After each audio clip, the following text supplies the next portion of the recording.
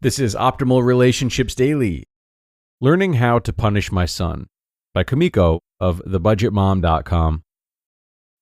I've always struggled with this topic from the moment my son was born.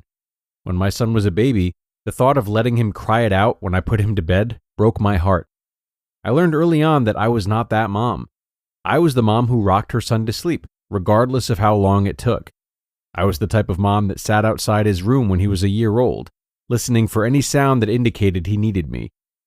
But as time went on and my son grew up, I found myself being more open to the thought of letting my son cry. I've always struggled with discipline when it comes to my beautiful son, James. Even when I knew I should punish my son, I still caved and showed him love and patience.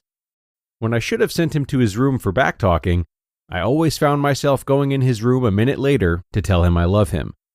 Part of this was due to me feeling guilty, but mostly it was just because I didn't want to see my precious son cry.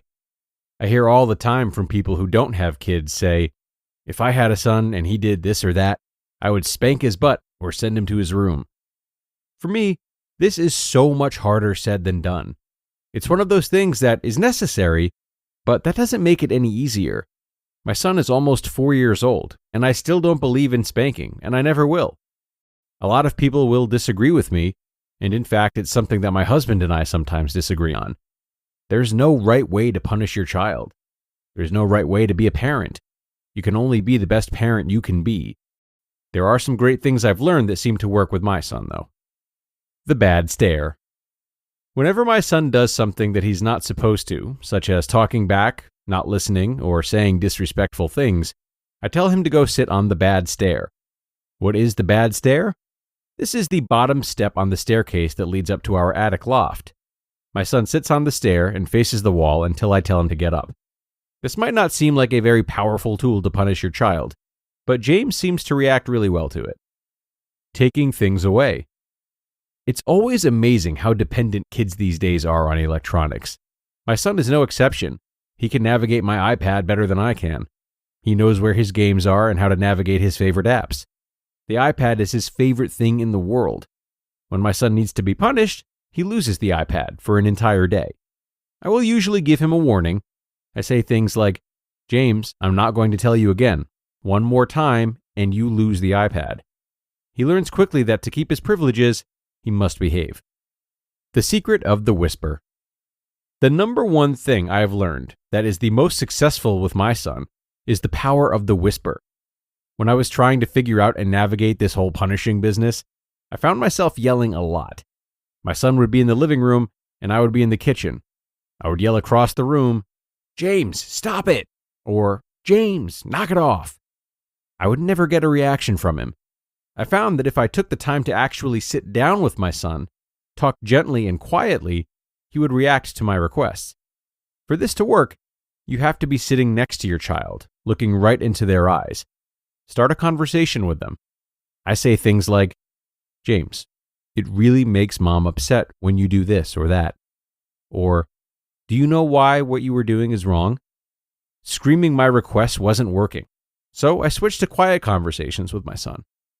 Through all of this, I've realized that punishing my son is something I had to learn as a parent. It did not come naturally. There are so many things we must teach our children, but to me, the number one thing I want my son to know is how much I love him. Through all of this, I have learned that punishing my son is out of love. Whether it's to keep them safe or to protect them, we do it because we love them. All you can do is be the best parent you can.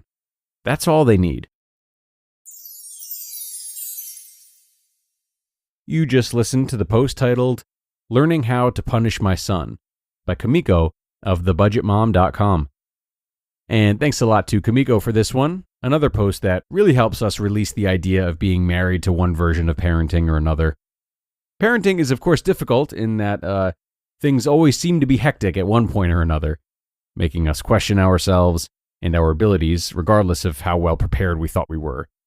It's hard to deal with the mistakes, but it's through making mistakes that we get to the core of what Kumiko is talking about. And that is what works specifically for you and your child. Finding your own right way of parenting. And should that feel as though it's taking too long or that the mistakes are truly happening more often than you could have expected, then we might go right back to one of Kumiko's closing remarks to help us through. We go through all of these trials and tribulations out of love for our children. All of our actions are rooted in that love, and you wouldn't be stressing or falling and getting back up again if love wasn't there. So the mistakes are a byproduct of love, just like the successes are. Something to keep in mind, parents, and something to keep you motivated as well, hopefully. Okay, and that's going to bring us to the end for today, everyone. Thanks a lot for being here and listening through both parenting posts this week. I hope you're feeling more prepared for some child wrangling this weekend, and that you will still make time to tune in for ORD, because we are here every day, as you know. So I'll see you tomorrow with another post where your optimal life awaits.